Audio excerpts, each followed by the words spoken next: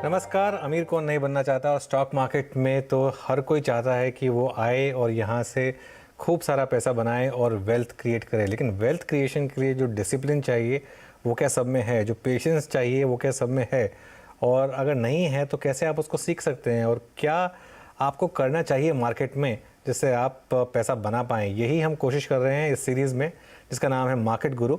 और आज मेरे साथ जुड़ रहे हैं समीर अरोरा, हीलियोस कैपिटल के ओनर हैं ये। और ऑफ कोर्स जो दर्शक काफ़ी टाइम से मार्केट्स को देख रहे हैं वो जानते हैं कि काफ़ी फ्लैम्बॉयंट पर्सनालिटी रखते हैं समीर। इन्वेस्टर तो हैं ही काफ़ी अच्छे, लेकिन पर्सनालिटी भी काफ़ी अच्छे रखते हैं। Sameer, thank you so much. मेरी एक ये मैंने नई इनिंग स्टार्ट की है नेटवर्क में सीएनबीसी आवाज़ के साथ, और शुक्रिया कि आपने टाइम दिया इसके लिए। नहीं, कांग्रेचुलेशन, आपका रोल इतना इम्पोर्टेंट बना, वेरी गुड। आपको मैंने कई सालों से आपने मेरे इंटरव्यूज लिए हैं और इस नए रोल में तो मैं और बड़ा खुश हूँ आपकी के साथ यहाँ पर। तो समीर, क्योंकि आप ग्लोबल मार्केट पर काफ़ी पैनी नज़र रखते हैं और काफ़ी इस समय जो मार्केट में हलचल हो रही है वो ग्लोबल मार्केट को देखकर ही हो रही है। आपने ऐसा पहले देखा है कि इंडियन मार्केट अपने ऑल टाइम हाई से सिर्फ 5 या 6% दूर हो और डाउ जोन्स अपने 52 वीक लोज के करीब हो, तो इसको कैसे समझें? तो मैं 27-28 साल से मार्केट्स में इन्वेस्ट कर रहा हूँ और ऐसा एक भी साल नहीं हुआ जिसमें ऐसा कुछ हुआ हो। मोस्टली हम हाई बीटा मार्केट गिने जाते थे। दैट मीन्स अगर यूएस मार्केट 10% गिरी है तो हम 15 गिरेंगे, और अगर वो 10 बढ़ी है तो शायद हम 12-15 बढ़ते थे। लेकिन ऐसा कभी नहीं हुआ कि उनकी मार्केट गिर रही है और हमारी मार्केट रुपीज में बेसिकली फ्लैट है फॉर द ईयर। तो इसका इससे ये साबित हुआ है कि इंडियन मार्केट में लोकल इन्वेस्टर्स पहली बार, मतलब लास्ट 4-5 सालों से शुरू हुआ है ये, लेकिन they were able to decide on their own कि वो इंडिया में क्या करना चाहते हैं, क्या इन्वेस्ट करना चाहते हैं, और फॉरेनर को देख रहे हैं लेकिन हर वक्त उससे प्रिजनर नहीं बन गए उनके व्यूज के। So this is a very important thing, जो ओवर टाइम इंडियन मार्केट को जो फॉरेनर्स देखेंगे ओवर टाइम, या वर्ल्ड देखेगा, तो इट इज ऑलवेज गुड कि there are two forces, two views. एक फॉरेनर का व्यू, एक डोमेस्टिक का व्यू, एक फॉरेन के फ्लोज, एक डोमेस्टिक का फ्लोज। एंड इस बार इंडियन इन्वेस्टर्स ने बड़ी मेच्योरिटी के साथ ये हैंडल किया और पैनिक नहीं किया और डरे नहीं, और अब तक होल्ड करते रहे जब तक वो उल्टे फिर से ना हो जाए, विच मीन्स कि अगेन खरीदना ना शुरू कर दें, जो मुझे लगता है प्लस माइनस 3-4 महीने में शुरू हो जाएगा फिर से उनकी बाइंग। फिर से उनकी बाइंग शुरू हो जाएगी 3-4 महीने में। तो आपको लग रहा है कि ये मार्केट जो है यहाँ से समय काफ़ी हाइज बना सकता है, ऊपर जो पिछले ऑल टाइम हाइज थे 18,600 के करीब, उनको टेक आउट कर सकता है? मैं ऐसे नहीं देखता हूँ, मैं ये देखता हूँ कि अगर आप लास्ट 25 साल में इंडियन मार्केट को देखें तो करीब 14% रुपी रिटर्न रहा है, और अगर आप लास्ट 10-15 साल में भी देखें तो बेसिकली 13-15% के बीच में मार्केट बढ़ती है। अगर उस मार्केट को आप कहें कि ये 30% बढ़ जाए किसी साल में, तो वो अगले साल फिर आपको लॉस करेगी या बिलो ट्रेंड करेगी। तो बिग पिक्चर में हमें अज्यूम करना चाहिए कि 13-15% मार्केट बढ़ेगी, नॉट ओनली क्योंकि पहले 15 मतलब पिछले 20-25 सालों में ऐसे बढ़ी है, बिकॉज उसको आप रिकंसाइल कर सकते हैं काफी चीजों से। नंबर 1 तो आप कर सकते हैं कि इंडिया का इंटरेस्ट रेट 10 ईयर बॉन्ड का करीब 7.4% होता है, तो उसमें आप 5-6% जोड़ें, जो कि कहते हैं इक्विटी रिस्क प्रीमियम, कि भाई equity market, debt market long term bond, government के बॉन्ड को कितना बीट करती है। ये वर्ल्ड वाइड नंबर है, हर मार्केट में 5 से 7% पर एनम के बीच में होता है, कि भाई 5% 7% उसी कंट्री के बॉन्ड से ज्यादा रिटर्न। दूसरा, अगर आप नॉमिनल टर्म्स में इंडियन मार्केट को, जीडीपी ग्रोथ को देखें, वो भी 13-14% के करीब होती है। मतलब आप कह लो 7-1% जीडीपी ग्रोथ, 5-6% इन्फ्लेशन, तो नॉमिनल टर्म में 13-14%, वो भी रिकंसाइल हो जाता है कि ब्रॉडली कॉर्पोरेट अर्निंग्स इस रेंज में चलेगी। तो इसलिए ऐसे देखना चाहिए, अगर बहुत बढ़ेगी तो फिर उससे अगले साल नहीं बढ़ेगी, kind of thing is how I look at it. But 13-14% बनाना बहुत बढ़िया चीज है, क्योंकि ना वो बॉन्ड में बनते हैं, ना वो प्रॉपर्टी में बनते हैं, ना गोल्ड में बनते हैं, और ना फॉरेन कंट्रीज में इन्वेस्टमेंट में बनते हैं। सो लास्ट 25 ईयर्स में इंडिया ने खाली मतलब अच्छा ही नहीं किया, उन्होंने यूएस मार्केट से बेटर किया, चाइना से बेटर किया, एशिया से बेटर किया, जापान से बेटर किया। ब्रॉडली छोटी मोटी कोई 2-4 कंट्रीज ने अगर बेटर किया हो तो एग्जैक्टली उसका बॉदर नहीं करना, but big countries, big markets में India did very well, and अब वो कोई रीजन नहीं है कि फिर से उस टाइप के रेंज के रिटर्न ना हो। जो आपसे लास्ट बार मैंने बात की थी तो उसमें आपने कहा था कि इंडियन मार्केट जो इन्वेस्टर्स हैं उनको चाहिए कि एनएससी के सामने फ़ोटो खिंचवाएं, वॉरेन बफेट के सामने के साथ खिंचवाने की बजाय, क्योंकि इंडियन मार्केट ने वॉरेन बफेट को भी बीट किया है। ये 14% था करीब, वो डॉलर टर्म्स में बना 10.1% पर एनम, क्योंकि 4% के करीब हमारे करेंसी में जाते हैं। एंड वॉरेन बफेट का लास्ट 25 साल का रिटर्न है 8.9% पर एनम, और यूएस मार्केट का रिटर्न है 8% पर एनम। तो अगर आप एक और तरीके से देखें कि यूएस मार्केट भी 25 साल में 8% per annum in dollar terms दे रही थी, विच मीन 12%। इसलिए 12% 14% को अनरीजनेबल नहीं गिनते हैं, बिकॉज यूएस मार्केट इतने सालों के बाद भी 12-13% रिटर्न दिया है per annum for this. Of course India का बेटर था, इसलिए 13-15 के बीच में अगर आप एक्सपेक्ट करके चलें तो देन आपको ओवर टाइम डिसअपॉइंटमेंट नहीं होगी। एंड एनीवे बाकी ऑल्टरनेटिव से बेटर होगा, तो अगर और ज्यादा रिटर्न हो गया तो वो भी आपको मिलेगा ही, लेकिन बहुत ज्यादा भी नहीं सोच सकते, but this is a good return अगर कंपाउंड करते जाए तो फिर तो वॉरेन बफेट को भी यहाँ इन्वेस्ट करना चाहिए समीर, वो तो करते नहीं है। वॉरेन बफेट को बिल्कुल करना चाहिए। वो हर वक्त अपनी यूएस की बातें करते हैं, बट एक्चुअली उन्होंने बाहर ज्यादा जाने की कोशिश नहीं की है, जिससे उनका नुकसान हुआ है इफेक्टिवली मेरे हिसाब से। क्योंकि अब बड़ी बड़ी कंपनी तो ले ही सकते थे ना, कोई प्राइवेट सेक्टर बैंक, कोई कंज्यूमर, कोई टेक, ये चीजें इजी टू अंडरस्टैंड है, और उनके स्केल के हिसाब से मे बी 10-20 बिलियन नहीं डाल सकते, लेकिन आपने 1-2 बिलियन डाले होते, वो भी 10-20 बिलियन हो गए होते।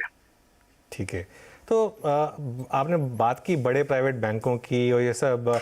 मैं पिछले कई दिनों से देख रहा हूँ, जब भी ये स्टॉक्स ऊपर आने की कोशिश करते हैं कोई ना कोई सेल कर देता है इन्हें। आज भी एचडीएफसी बैंक, कल भी एचडीएफसी बैंक ऊपर के लेवल पे किसी ने बेच दिया। ये हो क्या रहा है समीर? ये तो जी बड़ा मुश्किल है कहना, लेकिन अब ये है कि लास्ट 2-3 सालों से एचडीएफसी बैंक लीडर नहीं रहा, और उनके रिजल्ट्स अभी भी अच्छे आए हैं। अभी जो क्वार्टरली डिस्क्लोजर है वो भी अच्छा था, स्ट्रॉन्ग था, करीब 6% क्वार्टर ऑन क्वार्टर ग्रोथ थी, लोन ग्रोथ, विच इज जो मिड साइज बैंक से भी ज्यादा थी। तो अब वो टाइम की बात है, वो सडनली जब शुरू होगा आपको पता नहीं लगेगा, क्योंकि generally they are doing well. उसमें यह है कि फॉरेन ओनरशिप हाई थी और हाई है। तो जैसे लास्ट अक्टूबर से जून तक करीब $30 बिलियन की सेलिंग हुई फॉरेनर्स की। उसमें कौन सी मैं रिपोर्ट में पढ़ रहा था कि करीब $10 बिलियन की फाइनेंशियल या बैंक्स में सेलिंग हुई, बिकॉज सबसे ज्यादा वो बैंक्स ही ओन करते हैं, और उसमें करीब 3.5 बिलियन की एचडीएफसी बैंक की सेलिंग हुई। सो वन रीजन इज कि फॉरेनर के पास वो स्टॉक काफी है, और सेकंड वो इंडेक्स में नहीं है फॉरेनर्स के। जैसे मेरे भी फॉरेन फंड का जो इंडेक्स है एमएससीआई इंडिया इंडेक्स, उसमें एचडीएफसी बैंक की वेटेज है 0। हमारी तो नंबर 1 होल्डिंग है वैसे तो। लेकिन उससे क्या होता है कि अगर वो इंडेक्स में नहीं हो, और जो इन्वेस्टर्स बहुत ज्यादा क्लोजली इंडिया को फॉलो नहीं करते, वो कहते हैं इसको हटाओ क्योंकि ना तो इंडेक्स में है, और मुझे पैसे चाहिए, या मुझे सेल करना है, या मुझे रिडीम करने हैं पैसे, तो प्रेशर रहता है।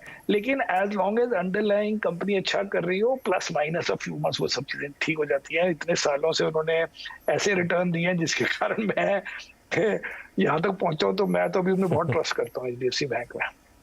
ओके, ठीक है, एचडीएफसी बैंक में आपका ट्रस्ट अभी भी कायम है। आपने एफआईआई सेलिंग की बात की समीर, तो मैं एक चीज़ और देख रहा था कि लगातार अगर किसी एक सेक्टर में पिछले 12 महीने में सेलिंग हुई है एफआईआई की, तो वो आईटी में है। सिर्फ एक महीना जिसमें पॉजिटिव फ्लो था, बाकी सब नेगेटिव था। तो ये मतलब क्या हो रहा है अभी? और ये इसमें क्योंकि आज एक बहुत इंटरेस्टिंग व्यू आया है कि अब valuation almost pre Covid level के बराबर पहुंच रहे हैं, 5 साल के एवरेज के करीब पहुंच रहे हैं। तो क्या जो पनिशमेंट मिलनी थी इनको, या जो एक्सेसेस थे इनके पोस्ट कोविड, वो बाहर हो चुके हैं? वो हो सकता है कि बाहर हो चुके हैं, लेकिन हमने भी सेलिंग की है 12 महीनों में कहे तो, क्योंकि हमने थोड़ी जनवरी में की थी और फिर थोड़ी जुलाई और अगस्त में करी।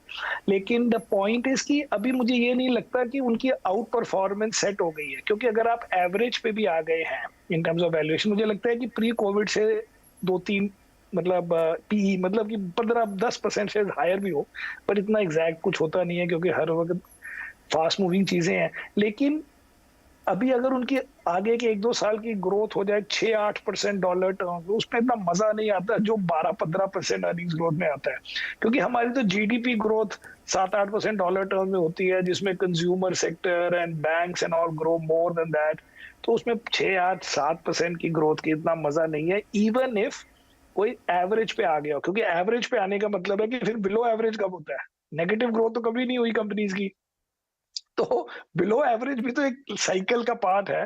तो अभी हम भी एक्साइटेड नहीं है आईटी सेक्टर की तरफ इतना, क्योंकि आईटी सेक्टर में डू वेल, लेकिन वो मार्केट के साथ ही अच्छा करेगा। मैं मार्केट अच्छा करेगी तो वो भी अच्छा कर सकता है, बट मुझे आउट परफॉर्मेंस के भी इतने चांस नहीं लगते, क्योंकि जो सारे हम प्रॉब्लम्स आपने बोला कि ग्लोबल प्रॉब्लम्स हैं, तो यूएस के साथ अगर आप कोई कनेक्शन ढूंढ रहे हैं, जान के आप आईटी लें जो यूएस मार्केट के कंपनीज और यूके की companies and European companies are the customers, तो हम बिना बात पे उनसे ओवर कनेक्ट क्यों हो एट अ टाइम जब हमें लगता है कि Indian economy is doing better than US और Indian economy is doing better than Europe, फिर हम जान के उधर की चीजें क्यों ले at average, even if they are at average, I think they are still little higher than that.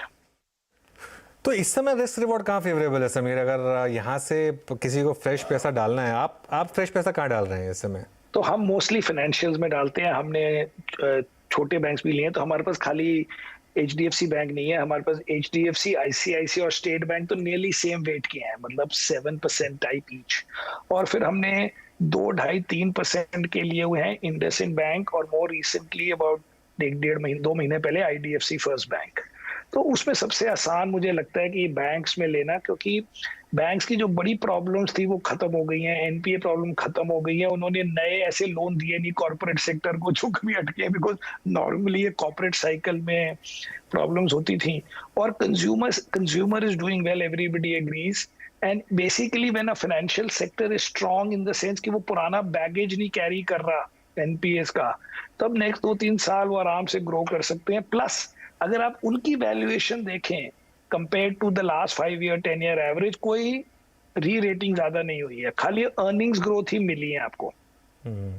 So earnings growth अगर स्टॉक प्राइस में कन्वर्ट हो, that is the easiest thing to bye.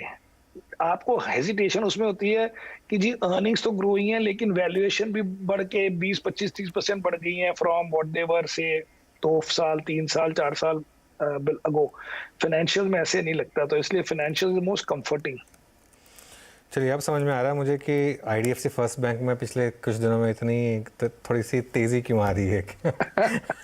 तो आपने कंज्यूमर की बात की, consumer में एक ऑटोज़ को अगर मैं इसमें जोड़ लूँ तो पिछले साल समीर करीब 18 महीने पहले कंसेंसस सेल था, कोई टच नहीं करना चाहता था इसको। आज हर कोई ऑटो के पीछे भाग रहा है। ठीक है, ग्राउंड पे इम्प्रूवमेंट दिख रही है, लेकिन क्या इतनी इम्प्रूवमेंट है या अभी ये थोड़ा सा ओवर क्राउडेड ट्रेड हो गया है यहाँ पर? जी, हमने तो ऑटो लिया नहीं और अभी भी नहीं ले रहे, बिकॉज हमें लगता है कि ऑटो का कंफ्यूजन ये है कि first of all auto sector में technology shift is too big, कि आप अब आईसी इंजन से ईवी कार बनाएं, और किसी को एग्जैक्टली नहीं पता कि किसकी EV car will be very successful. अभी क्या होता है, कोई अनाउंसमेंट करते हैं तो स्टॉक चलने शुरू हो जाते हैं।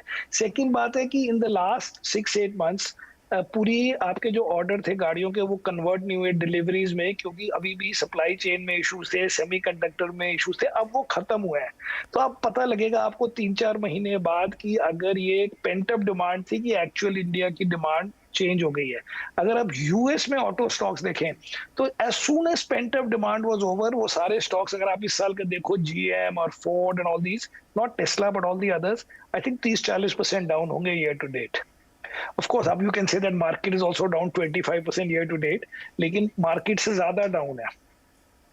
सो हमें ऑटो सेक्टर में मजा नहीं आया, क्योंकि ऑटो सेक्टर मुझे पेंट अप डिमांड का इशू लगता है कि आपने 2 साल डिलीवरी नहीं की, तो इसलिए हर कंपनी के अभी सेल्स अच्छी लग रही हैं, बट आगे जाके क्या होता है वी डोंट नो। कंज्यूमर में बड़ी चीजें हैं, हमारे होटल स्टॉक्स इतने चले हैं कि क्या ऑटो चले होंगे।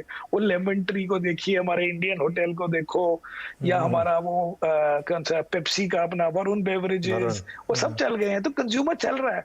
But I would rather have what we call small ticket consumer.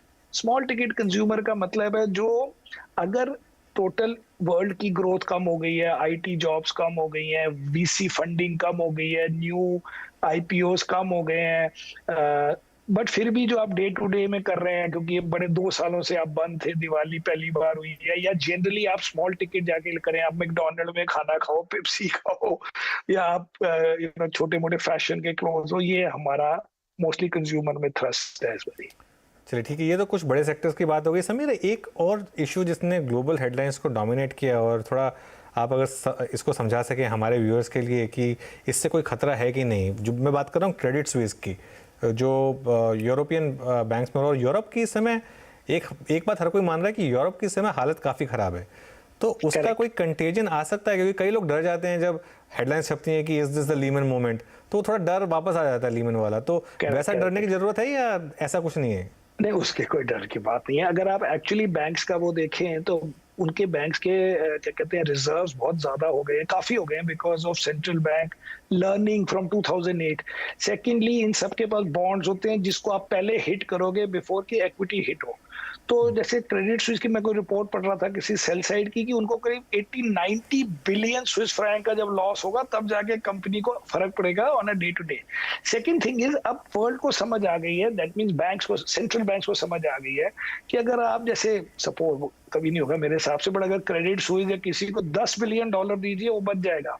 अगर आप स्केल देखें आजकल, मैं तो वैसे भी बच रहा है। मेरा कहने का मतलब है, at worst comes to worst, ये चीजें कैन इजीली बी सेव ताकि कंटेजियन ना हो। अगर आप स्केल देखें तो जर्मनी ने अभी अनाउंस किया, आई थिंक एक हफ्ता पहले, कि क्योंकि वहां पे एनर्जी कॉस्ट बहुत बढ़ गई है, तो वो 200 बिलियन यूरोस का सब्सिडी इफेक्टिवली देंगे टू कंज्यूमर्स, ताकि उनका ये जो है गैस और कुकिंग का बिल, मतलब फ्यूल का, एनर्जी का बिल कंट्रोल में रहे। तो उस स्केल में बातें होती हैं। तो अगर किसी को 5-10 बिलियन चाहिए वो बचाने के लिए, अगर बचाने के लिए चाहिए, कोई कंटेजियन नहीं हो सकता। लेकिन मुझे लगता है कि जरूरत ही नहीं पड़ेगी। चलिए, जरूरत ही नहीं तो पड़ेगी। ये इशू नहीं है। इशू ये है कि यूरोप में वीकनेस है, इकोनॉमी में वीकनेस है, बट ये जो बैंक्स हैं आजकल काफी सालों से इन्होंने अपनी लेवरेज कम कर दी है। इन्होंने अपने रिजर्व्स, लाइक इनके कोई 13-14% रिजर्व्स हैं जैसे।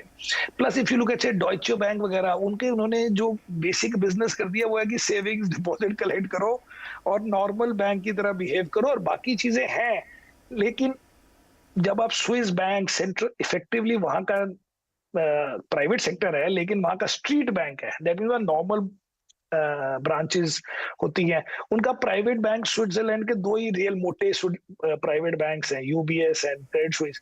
इनमें से अगर किसी को इफेक्ट हो जाए तो आपका कंट्री का बिजनेस मॉडल ही खत्म हो गया, तो कुछ नहीं होगा। मुझे लगता है इनसे कोई ये कंटेजियन नहीं होगा। और ये कंसेंसस बनता जा रहा है अभी कि अगला जो 3 या 4 साल है वो मैन्युफैक्चरिंग पर फोकस करिए इंडिया में। आप बिलीव करते हैं उस थ्योरी में? और कोई स्टॉक्स या कोई सेक्टर्स जो आपको अच्छे लगते हैं मैन्युफैक्चरिंग में?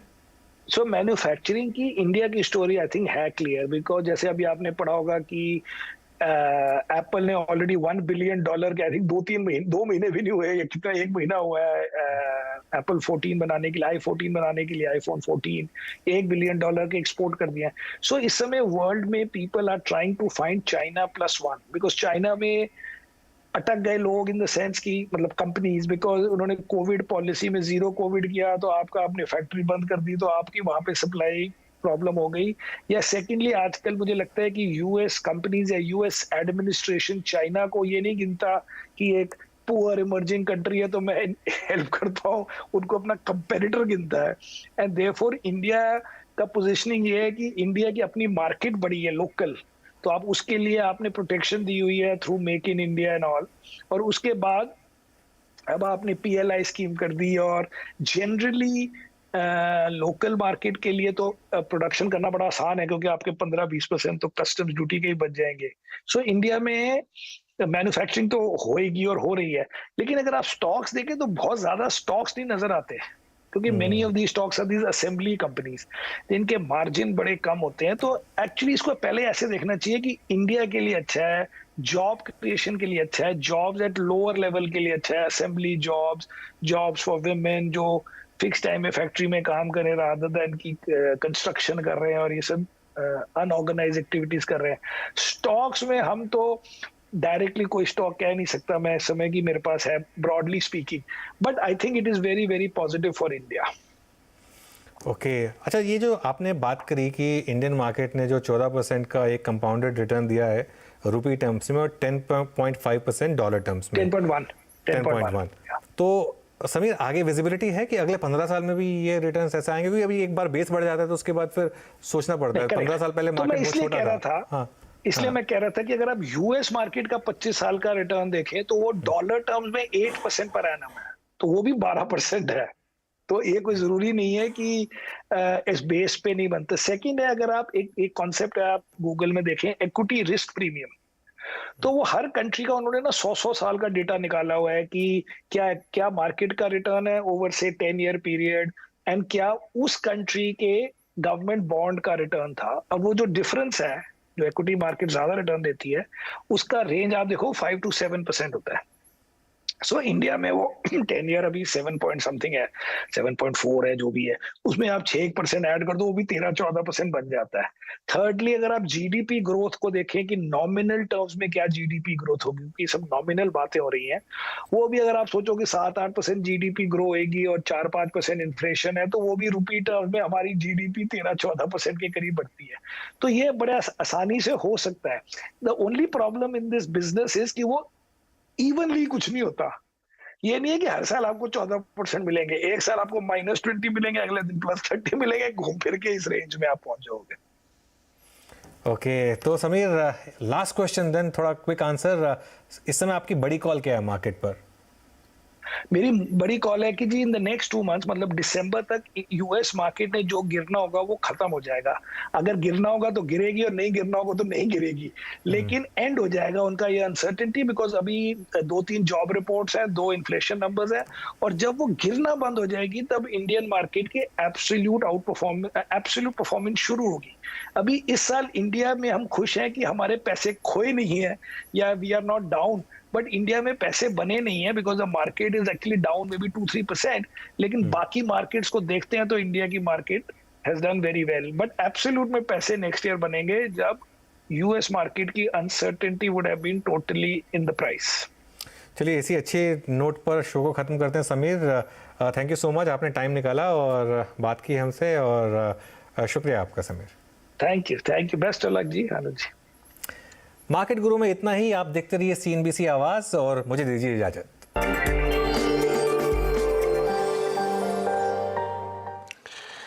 तो समीर अरोड़ा ये कहते हुए कि दिसंबर तक जो कुछ भी होना है यूएस मार्केट में, गिरना चढ़ना सब कुछ हो जाएगा, और उसके बाद फिर इंडियन मार्केट की एक डायरेक्शनल कॉल बनेगी जहां पे एब्सोल्यूट टर्म में आपको समझ में आएगा। अभी तक आपने पैसे नहीं खोए हैं, ये एक अच्छी बात है। इंडियन मार्केट ने आउट परफॉर्म किया है as compared to other global market, only 2% down till the date. So ये एक बड़ी बात वो कह के गए हैं। इसके अलावा तमाम सेक्टर्स की चर्चाएं कर रहे थे, लेकिन इस बीच अगर आप निफ्टी में नज़र डालेंगे तो करीब 45-50 पॉइंट की वीकनेस यहाँ पे दिख रही है। काफ़ी उतार चढ़ाव है, एक बार काफ़ी नीचे गया लेकिन वहाँ से थोड़ी रिकवरी आई और फिर से थोड़ा सा प्रेशर बनता हुआ यहाँ पे दिख रहा है। बैंक निफ्टी दोनों इंडाइसेस के कंपैरिजन में ज़्यादा कमज़ोर है, 350 पॉइंट की वीकनेस है। एक बड़ा कारण उसका ये है कि करेंसी हमारी जो है डॉलर के सामने रुपया और कमज़ोर हुआ, करीब 46 पैसे कमज़ोर है। आज 82 रुपये 34 पैसे का भाव पहुंच गया है, जो कि बैंक स्टॉक्स के लिए, ऑयल मार्केटिंग कंपनीज के लिए, गोल्ड इंपोर्टर्स के लिए अच्छा नहीं है, क्योंकि उनको डॉलर की ज़रूरत पड़ती है। और ये देखिए डॉलर रुपये जो है 82-34 से, जो कि रिकॉर्ड है अपने आप में, पहली बार ये 82 के पार गया, तो ये एक दिक्कत हो सकती है। एडवांस डिक्लाइन में देखिए तो अभी भी बुल्स का पलड़ा भारी है। करीब 1600 शेयर्स में खरीदारी दिख रही है और 1120 में बिकवाली है, यानी 1.4:1 का एडवांस डिक्लाइन रेशियो यहाँ पे बनता हुआ दिख रहा है। तो मजबूती यहाँ पे भी आपको देखने को मिल रही है। तो चलिए, अब वक्त है ट्रेडर्स हॉटलाइन शुरू करने का। आज हम लोग थोड़ा सा जल्दी शुरू कर रहे हैं, लेकिन सबसे पहले इस वक्त की सुर्खियाँ।